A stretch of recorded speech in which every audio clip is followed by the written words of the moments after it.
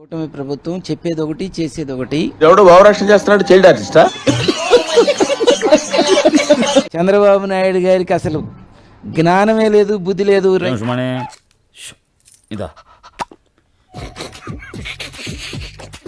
రైతుని మోసం చేసేటువంటి పరిస్థితి ఉంటది ఇప్పుడు కూడా.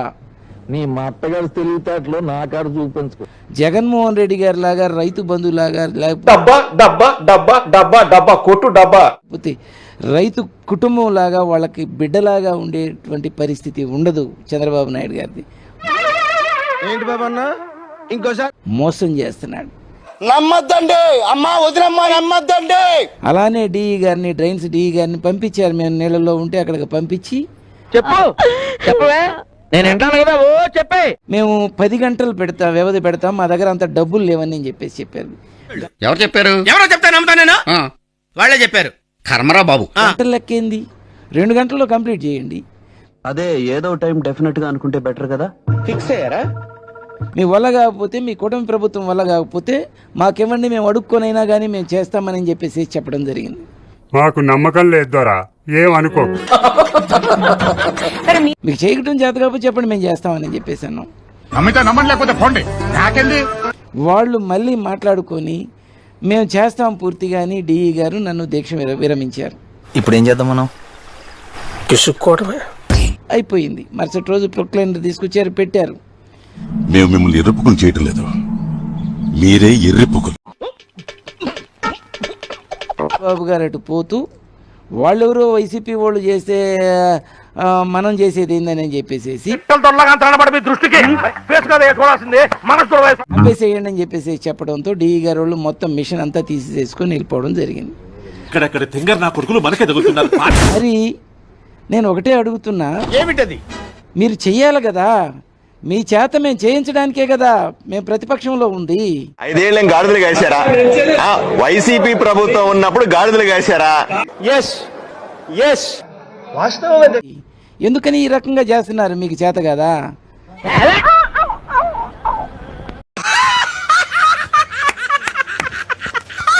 మీకు దమ్ము లేదా? రైతుల్ని బ్రతకనివ్వరా? చంపేస్తారా మీరు? మస్తు షేడ్స్ ఉన్నారా నీలా?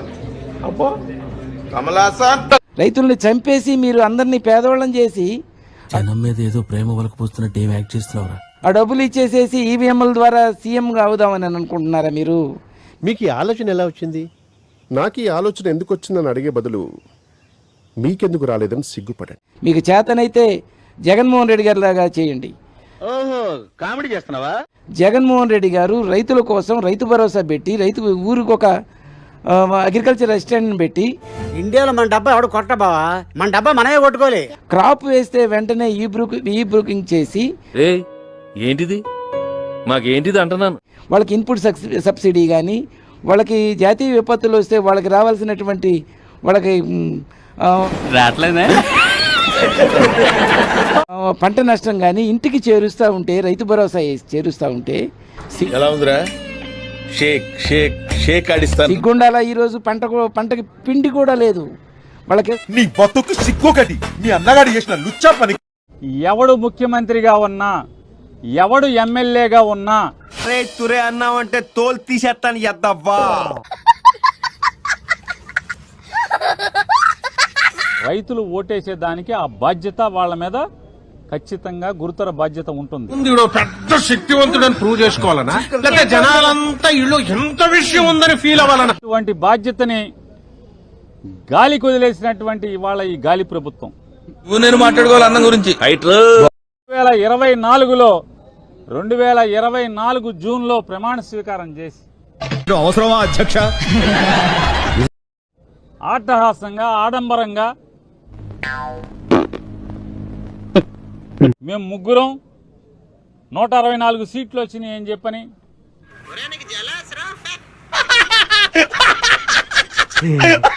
జగన్ కి 11 సీట్లు వచ్చినాయి అని చెప్పని దెబ్బలు చరిచి విర్రవీగుతున్నటువంటి ఈ ప్రభుత్వం ఆపండి రా. చూడటం కాదండి, మీరు చెయ్యాలంతే.